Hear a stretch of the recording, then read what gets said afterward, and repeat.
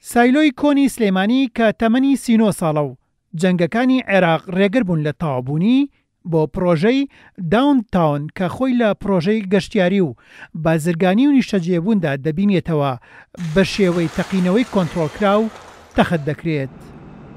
باشترین ڕێگە کە نزیکترین سەلامەترین ڕێگەش کە بۆمان دەستکەوت ئەم ڕوخانە بوو بەم شێوەی تەقینەوەیە.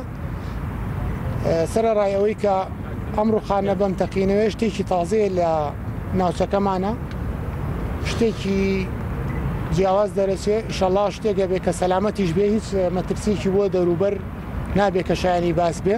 بە لە جیاتی ئەم سایلۆیش کەمان بۆ حکومەت دروست کردووە کە حکومەت لێ سوودمەند دەبێت تر بە غێر مباشرەوە چێ بۆ هاوڵاتیان و ئەو بینا خزمەت گوزارانەی لەم شوێنە ئیشانەکەت هەمویان بینیان بۆ دروست کراوە و 3 ساڵە لە شوێنی خوا نابن و بێ ئەوەش کە پرۆژێکی وا گەورە دروست کرێ تاکید هەلی کار و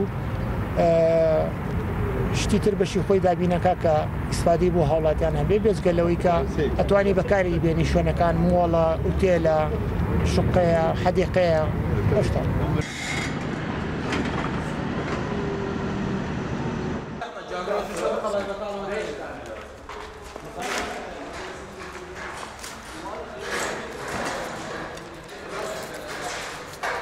ئەو دیمەنانەی کە تۆمارکراون کاتی کارکردن و ئامادەکردنی سایلۆکەیە بۆ تەقاندنەوە کە چەند تیمێکی شارەزا و پسپۆر سەرقاڵی دانانی تەقەمەنیەکانن.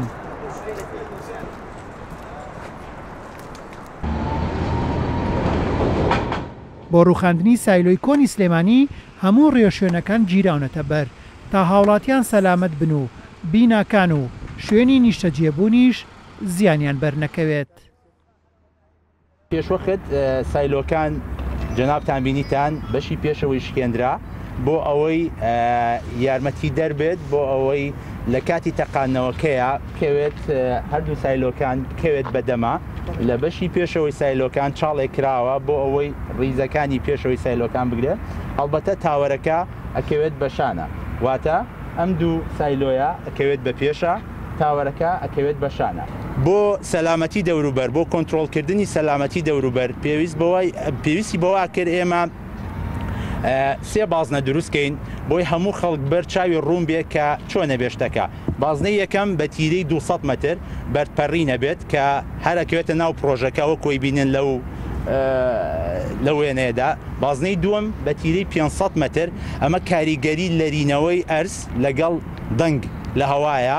بازنەی سێەم بە تیرەی 1000 متر واتە کیلۆمەترێک، ئەمەش کاریگەری خۆڵ و تەپوتۆس.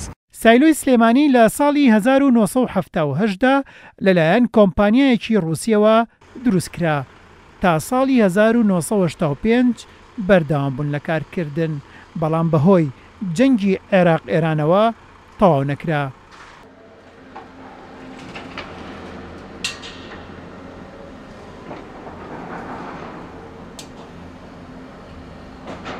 لە ساڵی 1970 و لە شەڕی ئێران و عێراق دروست بوو هەتا 85 چۆنێ بوو بەردەوام، بەڵام لە 85 دەسیان لێڵگرت لە بەرەوەی تووشی قەسف بوون و معاملی شەکرش داوسیان و قەسف کراوانی شەر وەزەم زارمەند بوون.